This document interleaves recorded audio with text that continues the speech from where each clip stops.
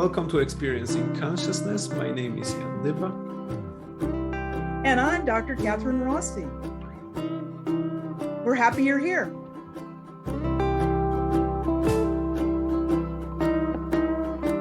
Okay, so today we're going to talk about the burden of effective psychotherapy. So the first general question is actually, what is the burden of effective psychotherapy and who is responsible for what during that process? Well, I'm so glad you're asking this question because we've been talking a fair amount of how therapists can take care of themselves so they can be at their best and that they can be the most brilliant psychotherapists that's possible. And so this concept of who has the burden for effective psychotherapy is right in the center of that discussion. That's interesting, isn't it? Mm-hmm. You know, you don't think about that. Most therapists don't think about how they're going to take care of themselves, but when you take care of yourself, you're also able to take better care of the client. So it's very interesting that the burden of effective psychotherapy rests on the client. You can be so motivated as a therapist to try to help solve the problem that the client is giving you, of being so clever, of being so witty, of thinking it through. But the truth of the matter is, unless the motivation comes from the client, how are they going to change? So I was restudying a little bit this morning about the origins of this concept of the burden of effective psychotherapy. And it came from Milton Erickson, the modern day father of therapeutic hypnosis, in 1964. That was a few days ago, wasn't it? Quite a few days, right? Yeah, I mean, as we do the math, it's like that was thousands of days ago. And he had tremendous success with his patients. In those days, people were called patients. They weren't called clients. And he was a medical doctor, so that was particularly appropriate. And sometimes people would come to him and they'd been unsuccessful in psychotherapy, where they'd been in analysis 5 days a week for 4 years, and their problems were actually worse. Now, psychoanalysis works really well for a lot of people, but then there's those few it doesn't work for, and they need something different. Individualized treatment.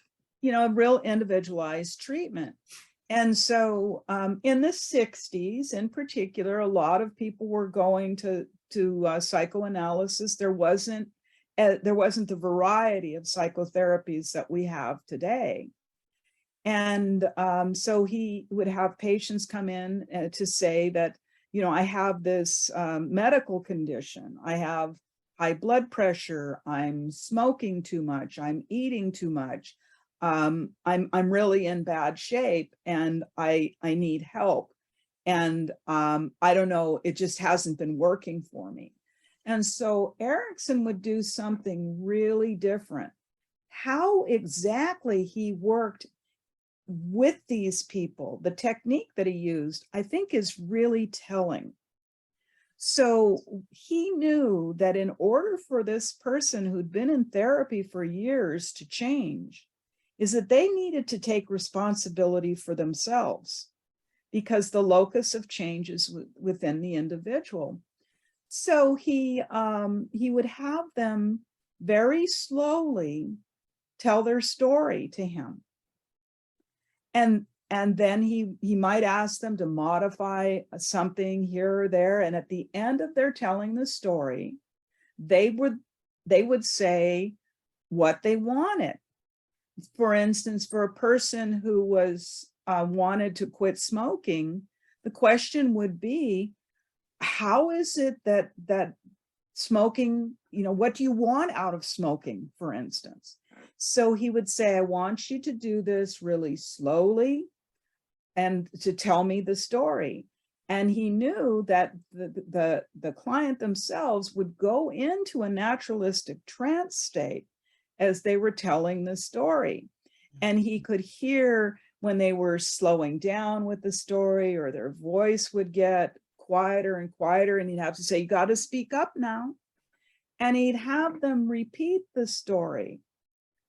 And each time they repeated their story and they got towards the end about what they wanted, that began to modify. Now, Erickson never told them what to do. And so it was often telling the story 3 or 4 times. And then they would leave and they'd contact him later to say, doctor, I don't have this problem anymore. But this clever way of giving the responsibility to the client is what he knew was going to be the locus of success, because they had not been successful before. Yeah, and in this article that you referred to, the burden of effective psychotherapy, the burden of responsibility for effective psychotherapy, there is a good example for it of a person, of a man who came to him to quit smoking, actually. Mm-hmm. And what he did was he asked him to tell the story, and then he asked the person to tell him what actually he wants and how he thinks he can do it. Do I remember that correctly? Yes. Mm-hmm. And then when he was telling that to Dr. Erickson, he would ask him to repeat that many times and go deeper into a trance while doing that. Mm-hmm. So that it would go into the unconscious, so that the unconscious can perform that internal unconscious search for solutions and for new ways of doing things. Do I understand that correctly? It's absolutely correct. And of course, when people would come to see Milton Erickson, they were coming for hypnosis, but he would not put them into trance. They would put themselves into trance in an indirect way. And now we know, certainly I know, a lot more methods of helping people to go into trance and helping them to be the locus of their center of making the change that they need to make. But in the beginning, this was the technique that was used. Yeah, and then when I'm thinking about that, you know, in many therapies nowadays, it's actually some kind of dogma that actually it's important. For example, when I was learning CBT, they put a lot of you know, emphasis on the fact that when you work with a client on their cognitive style, on their thinking, the valuable part is when the client actually comes to the solution, when they, you know, you ask them questions in such a way that they actually figure out that something is not the most reasonable way of thinking about, you know, something. Mm-hmm.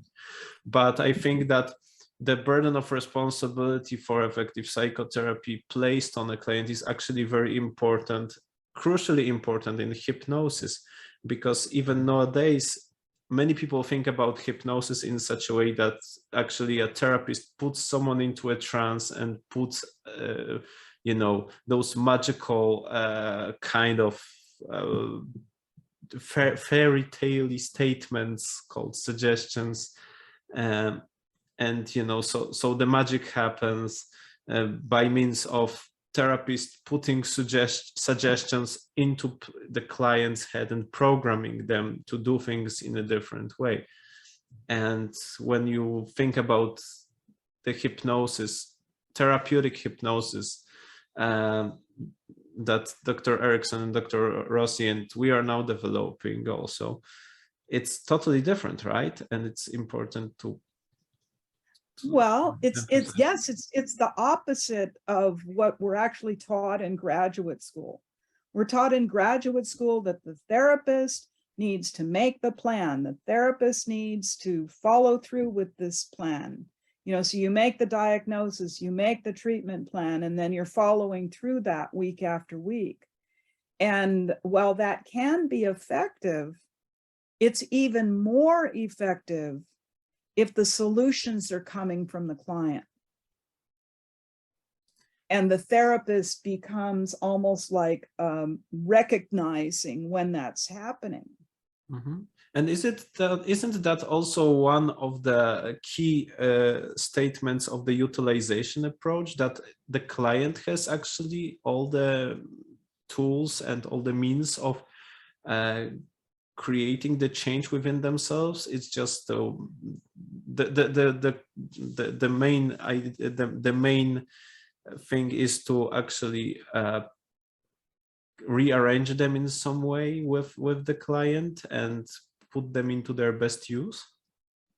Well, you know, yes. And of course, you put that in a very linear fashion.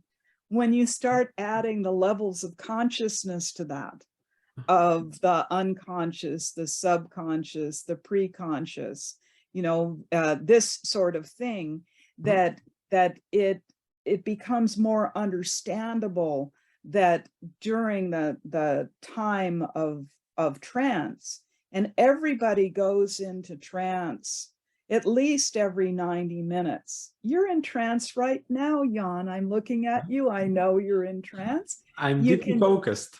You can, you know, focused attention and expectancy is one of the definitions of therapeutic hypnosis. And this is what Erickson knew. When a person was in that state naturally, he didn't have to do a formal induction. And for a person who's has a problem, they know what their problem is. We're talking about, in the case of this paper on the burden of responsibility for effective psychotherapy, it happened to be people with physical difficulties. And so they were more than familiar with that, but they needed to experience it from a different point of view. And that's where the utilization comes in. I mean, when was the last time somebody asked you to tell a story and then to tell your story again and to tell your story again? So at each time, your story is going to be modified. It's a natural thing. And when that dovetails with the natural time to go into trance, it creates an opportunity to use that which you didn't realize that you had. In a different way. In a different way. And when you think about just in daily life, when you have a difficulty and you're telling your friend about your difficulty, and then the next day you're telling a different friend and a different friend, and then all of a sudden you can find that you have a different way of looking at it, which takes a lot of time. But in the context of psychotherapy, it can shorten that. And but that you're not just repeating the same thing over and over again. Each time it's a bit different. Yeah, each time there's a little something that gets added, there's a little something that's subtracted. And the way that what makes us human is we're always growing. So we're always letting something go and we're always adding something. And when people come into psychotherapy, they're most often they're kind of stuck. You know, there's a certain rigidity, with needing to step out of that. And also when one takes responsibility for their own life instead of waiting for somebody to tell them what to do. It's a really big change. And so what Erickson pointed out is that that this burden of responsibility, it goes across the board for any psychotherapy. And so for a person to come into hypnosis And they're still saying, doctor, doctor, doctor, you know, I want you to put me into trance. I want you to make the suggestions. I want you to do the healing. As Erickson would say, and therapeutic hypnosis can fail just like everything else. So it's not a sure bet kind of thing. But imagine this concept, that the concept of helping that client want to be motivated to make the changes and to take responsibility for the changes. It's a whole other ball of wax, as they say, because when people come in and they're looking at you and they're saying, doctor, doctor, doctor, help me. And you are saying, oh, I want to help this person. I really want to help this person. And so your mind is going, going, going. What am I going to say? How am I going to say it? You know, what situation am I going to set up? This sort of thing. That's what we're taught to do in school. But when you kick back a little bit and say, wait a second, if I'm doing all the work and you're just receiving, the chance of you making the adequate changes you need to make is kind of small. It's like in the old way of doing hypnosis, when people were imposing suggestions on others. And I think that it was in the article called Hypnotic Psychotherapy that Erickson said that the effect of that straight, direct suggestion is just is very limited, and it's, you know, based on the need of satisfying the hypnotist demands or something like that. Mm-hmm. And that the real change comes actually from real resynthesis and Mm-hmm. alteration of the inner processes, inner associations, patient's own resources, and, you know, all those Mm-hmm. stuff that people have inside in a creative manner. Isn't and surprise. Mm-hmm. You know, that when you've told your story like 4 times, and each time when it gets to the part of how do I benefit for that by this, you know, what do I want in the future, and when each time that's different, that's a surprise. And that kind of, you know, it's like shock. You know, I didn't know I had that in me. And it's like, that's right. What else is in you that's going to help take you further? Yeah, deepens the that it deepens it. So novelty. yes, and so some of these things that you as a therapist, to be able to observe that, it's like, I would have never selected that word that this person is using. I would put it in a different way. And of course, you know, you utilize as a therapist the actual words that people say, Mm-hmm. so that you can feed them back, or at least be pointing out, wow, that's really different now, isn't it? And to be able to have the person to say, yes, it is. And say, did you really discover that on your own? Well, yes, I did. So you begin to ratify this experience that, of course, you can do it attitude. Mm-hmm. And when somebody comes in to see me, I know they're so much wiser about themselves than I'm ever going to be about them. Yeah. I know that. You know you better than anybody. Exactly. So that's the attitude that I come with. And of course, you know, every therapist, we've learned methods. And so when you call upon a method that you think is going to be potentially effective in the situation, you know, you bring that up. Or if you see a person is going down a path that has a potential of being really destructive, right? Well, then, you know, you speak up and you say, well, I'm wondering about the wisdom of that. Can you tell me about the wisdom of that? So you're not just passively being there. Even if you're silent, there's a lot that's going on the inside of you. But hopefully what's going on in the inside of you as a therapist is this wonder. I wonder what they're going to come up with next. I wonder, how I can encourage them. And I wonder if when they get to a solution, because sometimes people do actually come up with solutions, I wonder how I can feed this back to this person so they don't lose it. So the attitude of being supportive and curious about what's going to happen next. Mhm. And it And creates... you've done it right as a therapist when you're not tired at the end of the session. Mhm. That's actually my guideline. And you brought up something a few minutes ago, the people pleasing thing, is that the client's really going to want to please you. So when you tell them At least some of them. at least some of them, they're I use various statements so that that people don't try to please me. And it's like, well, you can trust but verify. You need to make sure this is good for you.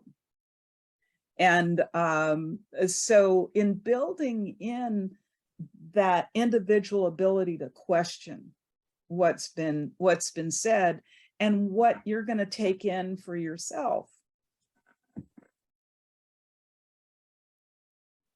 Is that making sense? Sure, it does. I'm just thinking, about all that. Very important insights.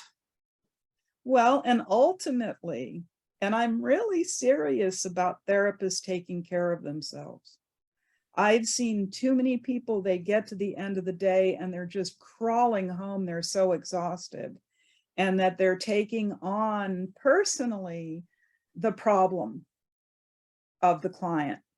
Their mirror neurons are just so involved, and they're just exhausted. And so they're not leaving work at the office, they're taking it home. They're going over and over and over in their mind about the session. And that's a therapist that's working harder than the client. Mhm. And it's very important that the therapist not work harder than the client. That's the feedback loop for the therapist. And I got to tell you, it's amusing. Yeah, and that's also the difference between the therapist following the client and the therapist trying to drag the client somewhere. Right. Oh, that's interesting, because that's the other thing, is that almost all the time I follow, I don't lead. Even if I'm the first one to speak, I'm picking up minimal cues. And maybe I'm a silly person, but I don't like people telling me what to do. Do you? Neither. Right. Now, generally, when you ask people this question, they say, that's right, I don't like to be told what to do. And so how can we honor that? I mean, you can see I'm smiling and I'm happy and things, because these kind of basic truths, Mhm. how wonderful to be able to adapt them, for doing psychotherapy. And it is a trick, it's a different orientation, not telling people what to do and by following. But when you work it out where that's making sense to follow rather than lead, it's easier to shift the burden of responsibility to the client. Yeah, and in this way we can, always say that they worked hard enough Yes. to the point that they were ready to face Yes, the challenge. absolutely. Absolutely. And keeping in mind, in understanding chronobiology, is that we as humans work in hour and a half to 2 hours section. and then another unit of work comes. So when a person comes for a psychotherapy session, maybe they're going to solve the whole problem right then and there. I love the one session cures. I always look for them, but maybe it's going to take more than that. And so to be able to say, you've really made some headway here, that maybe the rest of it is going to come to you when you're sleeping tonight, and you're going to wake up tomorrow morning with new directions. And if it isn't tomorrow morning, maybe it's next week, or, but in helping to, again, have the client go within to kind of work through what they need to work through. Plus, there are physiological basis for us to actually believe that there are some changes that don't happen over time, and that psychotherapeutic session is just a start, and then things are progressing on their own, in dreams, where the gene expression operates. And some genes can express within minutes, some within hours, and some within weeks or even months after the intervention. So there's this whole kind of process that is going on based on what is going on, what happened during the session. Some of the parts may take like minutes, and others can develop through days, weeks, months, and people will see some of the outcomes right away and some others after some period of time. Oh, absolutely. And then the trick is to capture it. I know we've talked a little bit about the 4 stages of the creative cycle, but in stage 3, when you get the aha, that a lot of times those are tender, and a lot of times they're small, but the therapist often can capture that aha, to be able to say, you got up to this particular point and it was good.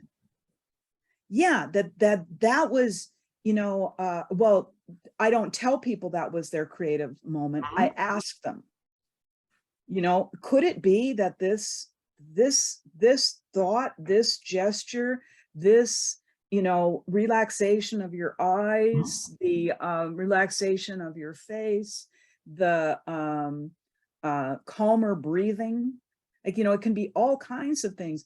Could that be a sign of a stage 3 of something that is resolved or is on its way to be resolved?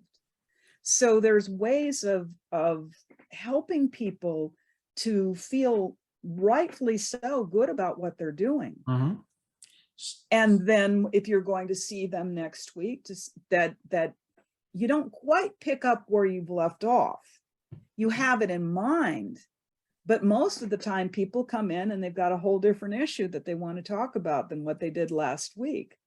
And so in staying with the moment, and again, encouraging and helping them to take responsibility for their own therapy, that my experience is that once people understand this, they love it. They feel really respected. You really think that I have what I need inside of me, don't you? It's like, yeah, it's a question of how to tease it out of you. And maybe you're missing certain pieces of information that you have to learn, but that capacity that you have on the inside of yourself to learn, to search, to find, especially if you have support. And that to me is what psychotherapy is that you've got your as a psychotherapist, you're supporting that client to be their best self in the moment. And even if they come in and they're on bad behavior, as sometimes people do, it's like, well, you go for that, you really be you, and let's see what happens next. quite similar to Rogerian approach in some ways. Yes. This acceptance bit around. Yes. And facilitating that. Okay, so that was a great conversation. This was another episode of our Experiencing Consciousness podcast. Thank you for being with us.